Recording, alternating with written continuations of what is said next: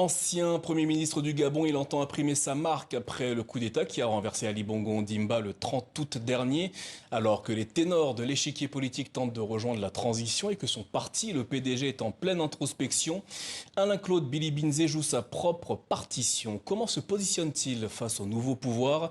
Quel regard porte-t-il sur la transition au Gabon? Sera-t-il un jour candidat à la présidentielle? Nous lui posons ces questions. Alain-Claude Bilibinzé, bonsoir et merci d'être avec nous en direct de Libreville. Brice Clotaire Oligui Nguema, le Bonsoir. président de la transition gabonaise, vient de conclure une visite de 6 jours en France, un voyage qualifié par les autorités de Libreville de très satisfaisant. Vous aussi, vous saluez ce voyage? La France a été un partenaire important pour le Gabon. Nous avons, avec ce pays, une relation ancienne. Nous avons la plus forte communauté gabonaise à l'extérieur qui vit en France. Il est donc normal que les autorités gabonaises se rapprochent des Français. Cependant, il me semble qu'il faut pouvoir mesurer l'enthousiasme parce qu'il s'agit d'une première visite. Et cette première visite, malheureusement, telle que les autorités gabonaises la présentent, elle apparaît davantage comme une quête de légitimité, de reconnaissance, comme une quête d'adoubement. Il s'agit de discuter avec la France en tant que pays, reconnaissant que nous avons une relation ancienne, mais il faut équilibrer cette relation pour l'intérêt du Gabon et pour l'intérêt des entreprises gabonaises. Laurence Ndong, la ministre gabonaise de la communication, indique que le nouveau pouvoir s'attelle à faire du Gabon un partenaire fiable car l'ancien régime ne tenait pas parole et ne respectait pas ses engagements. Partagez-vous son point de vue? Mais écoutez, si avoir négligé de payer la dette aux entreprises gabonaises, avoir négligé de payer la dette des autres partenaires pour se précipiter à payer la dette française, c'est ça un partenariat qu'on respecte, je le déplore. Nous avons aujourd'hui au Gabon des entreprises qui attendent depuis très longtemps, depuis l'époque où nous étions responsabilités d'ailleurs, et à qui le nouveau pouvoir a promis de pouvoir régler la dette. Et aujourd'hui, une note du FMI nous montre que la dette prend l'ascenseur. Nous l'avions laissée à 58%, elle va être à 70%. Donc je déplore que le gouvernement s'attelle davantage à faire plaisir au gouvernement français. Du reste, beaucoup de ministres dans ce gouvernement ont vécu en France. C'est peut-être ce qui les amène à regarder la France en priorité. Avez-vous des doutes au sujet du retour des civils au pouvoir au Gabon après les futures élections? Écoutez, lorsque la transition a été mise en place, les militaires se sont engagés à rendre le pouvoir aux civils. Le dialogue qui vient d'avoir lieu montre malheureusement la volonté des militaires de toucher les institutions, de s'organiser de sorte qu'un chemin soit dessiné au général Oligui en écartant les éventuelles candidatures des autres Gabonais, citoyens. On écarte ceux qui ont 70 ans, on écarte les anciens du PDG, on écarte des binationaux, on écarte ceux qui sont mariés à un étranger ou à une étrangère. Et en réalité, on dessine un portrait robot qui se rapproche davantage du général Oligui Nguema que de tout autre citoyen. Donc vous doutez du retour des pouvoirs aux civils au Gabon un jour? Ce que je pense, c'est qu'il faut s'organiser pour que la transition tienne ses promesses. Et pour le moment, il semble que la transition trahit ses promesses.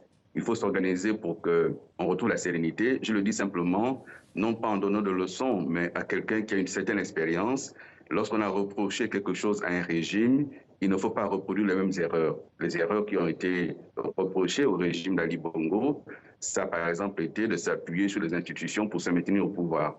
Et là, nous nous rendons très bien compte que le dialogue n'a fait autre chose que de s'appuyer sur les institutions pour dessiner un chemin balisé pour le général Oligui. Ce ne serait pas une bonne chose. Si le général Oligui doit être élu président de la République, il faut qu'il le soit dans des conditions telles que la compétition est ouverte à tout le monde. Alain-Claude Bilibinzé, pourquoi n'avez-vous pas rejoint les rangs du nouveau régime à Libreville? Bon, d'abord parce que lorsque vous êtes victime d'un coup d'État, le minimum, c'est quand même pas d'aller faire allégeance tout de suite. Il faut regarder, il faut prendre le temps d'observer, il faut regarder qu'est-ce qui va être mis en place. Et encore une fois, je l'ai indiqué il y a quelques jours, nous attendons d'avoir observé le régime pendant toute une année pour en faire le bilan complet. Mais pour l'heure, rien, absolument rien ne peut m'amener aujourd'hui à me rallier à un régime qui, de toutes les façons, est en train de commettre les mêmes erreurs qu'il a dénoncées. Est-ce à dire que vous vous positionnez en tant qu'opposant face au régime de transition au Gabon? Je me positionne en tant que citoyen avec un devoir de vigilance et je ne suis pas seul. Il y a d'autres citoyens gabonais aujourd'hui qui pense qu'il faut accorder à la transition les chances de réussite.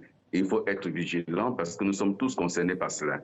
Il ne s'agit pas aujourd'hui d'une opposition frontale au général Oligui Nguema. Il s'agit de lui dire attention, ce qui a été reproché au régime précédent, vous êtes en train de commettre les mêmes erreurs. Je prends deux exemples. Il a été reproché à la Cour constitutionnelle d'avoir une trop forte présence dans le pays, mais cette Cour constitutionnelle n'a fait l'objet d'aucune forme de débat, de proposition de réforme durant le dialogue, et je le déplore. Il a été reproché, par exemple, d'avoir des institutions trop lourdes financièrement. Comment a-t-on pu sortir du dialogue sans discuter de la question du Parlement? Faut-il un Parlement qui continue à avoir deux chambres? Faut-il réduire ce Parlement à une seule chambre? Et donc, de ce point de vue, malheureusement, l'impression que nous avons, c'est que nous sommes partis pour avoir demain le meilleur de ce qui a, le pire de ce qu'il y avait hier.